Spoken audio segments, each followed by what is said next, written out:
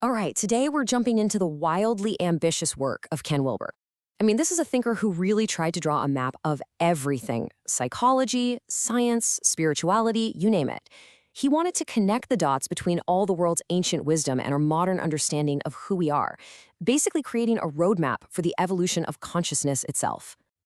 So let's kick things off with a huge question, one that's really at the heart of all of Wilber's work. What if your own personal journey, all your struggles, your big breakthroughs, what if none of that is just random? What if it's all a tiny reflection of a much, much bigger cosmic process, like the universe itself evolving and unfolding? It's a massive idea, I know, and it frames absolutely everything we're about to dive into. So, to really get a handle on this, we first need to look at the field where Wilber basically made his name. It's called transpersonal psychology. And you can think of it as the bridge he was trying to build, connecting the inner world of our minds with the vast landscapes of spiritual experience. And here he is, Ken Wilber, one of the leading voices in this whole field. See, transpersonal psychology was really one of the first modern disciplines that stood up and said, hey, maybe we should take spirituality seriously. So instead of just dismissing mystical experiences as, some kind of psychological problem, it actually looks at them as a vital part of human growth, something that we can and should study and try to understand. And this quote really, really gets to the core of it all. Wilber's whole argument is that life isn't just random. He's saying that beneath the surface of all the drama, there's a direction, an intelligence, a pattern. He calls it the spirit of evolution, and his life's work is pretty much an attempt to map how it moves, both out there in the cosmos and deep inside each of us. Okay, so how in the world do you even begin to map something that immense? Well, what Wilber did was he took this really ancient idea and just supercharged it for the modern world. He calls it the Great Chain of Being, and it's his foundational model for, all of reality. The easiest way to think about it is like a ladder or a spectrum. Down at the very bottom, you've got basic matter. Then, moving up, life emerges from that matter. And then from life, you get mind. And then you keep going into these more subtle realms of soul, and then finally, at the very top, spirit or pure consciousness. But here's the absolute key to this whole model. Each higher level transcends, but also includes the level below it. So life includes matter, mind includes life. See how that works? Nothing gets left behind on the journey upward. And this is such a critical idea to grasp.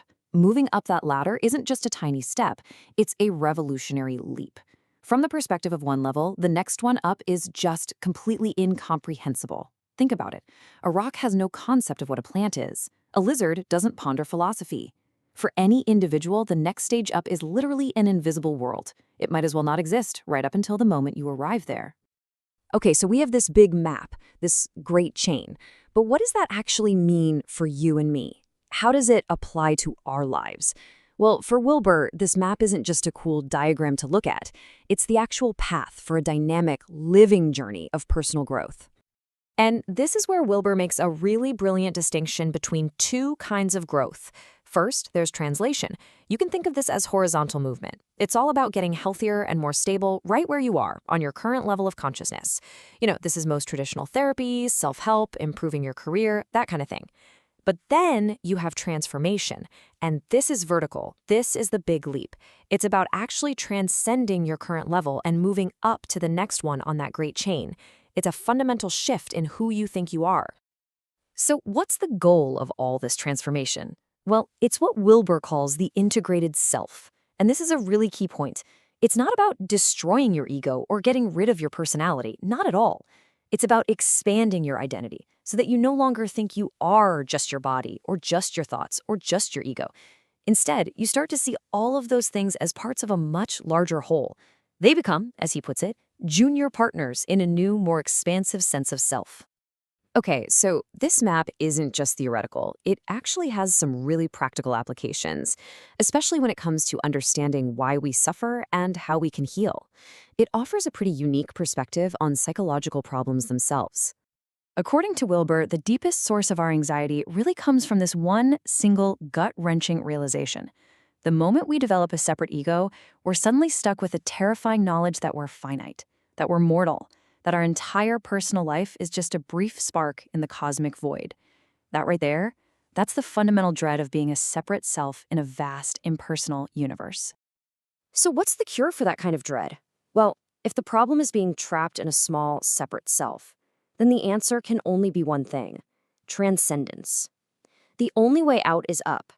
It's by continuing that vertical journey of transformation that we can find an identity that isn't just this brief spark, but one that's connected to the entire spectrum of being. And all of this leads to what Wilber calls integrative therapy. It's totally holistic because it looks at the whole person across all their different lines of development, cognitive, moral, spiritual, and so on. A therapist using this model isn't just going to use one tool. They're going to draw from all kinds of traditions, Eastern and Western, to find the right practice for that person's specific level of consciousness. And that's the key. The therapy has to match the stage. For example, you wouldn't hand someone advanced meditation practices when what they really need are concrete tools, maybe like cognitive behavioral therapy, to build a solid, healthy ego first. You have to meet people where they're at.